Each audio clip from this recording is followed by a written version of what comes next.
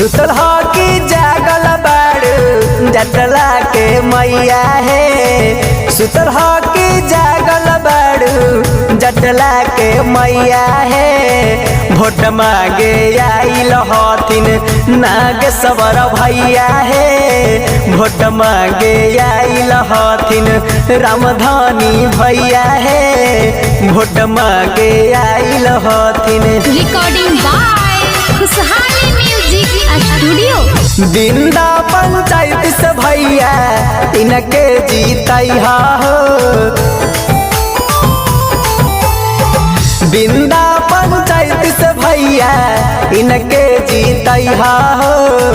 गायत्री देवी के पंचायत समिति बनैहा हो। कप पलट छप पर भैया बटन दबैहा हो। नागेश्वर भैया के लजिया बचैहा हो। सुना चाचा जी चाची दिहा ध्यानमा। सुना चाचा जी चाची दिहा ध्यानमा। गायत्री देवी के कपू पलट छपनी सनामा। नागेश्वर भैया के कपू पलट छपनी सनामा। रिकॉर्डिंग बाय खुशहाली म्यूजिक स्टूडियो। बिंदा पंचायत में करथुन खूबे विकास जी। शिक्षित समाज से भी हथिन रखबी सबास जी। बिंदा पंचायत में करथुन खूबे विकास जी। शिक्षित समाज से भी हथिन रखबी सबास जी। कितनो कोई कहत हो भैया झसा में न आइहा हो। गायत्री देवी के समितिया बनैहा हो।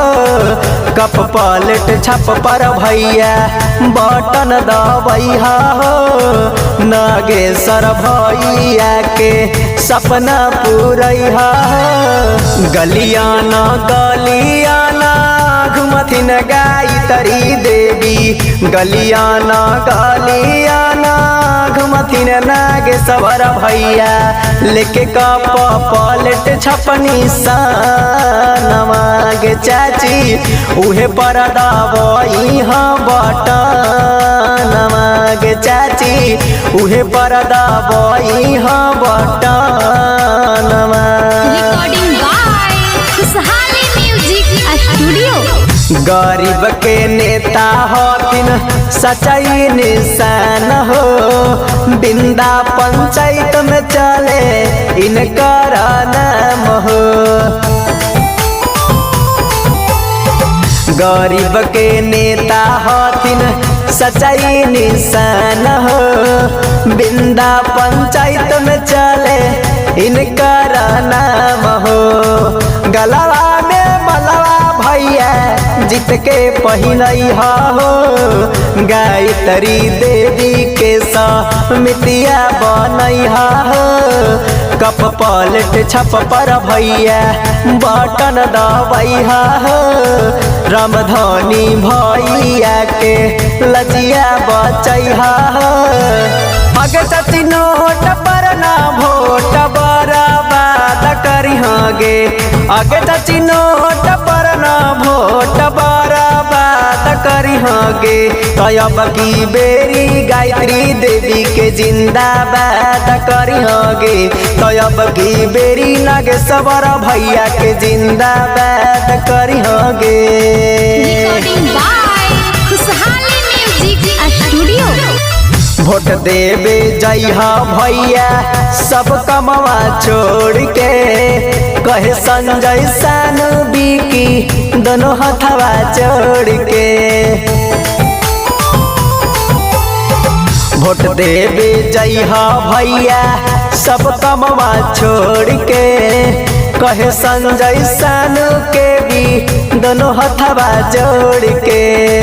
500,000 के भैया फेरा में न अइहा हो गायत्री देवी के समितिया बनैहा हो कप पलट छप पर भैया बटन दबैहा हो नागेश्वर भैया के समितिया बनैहा हो।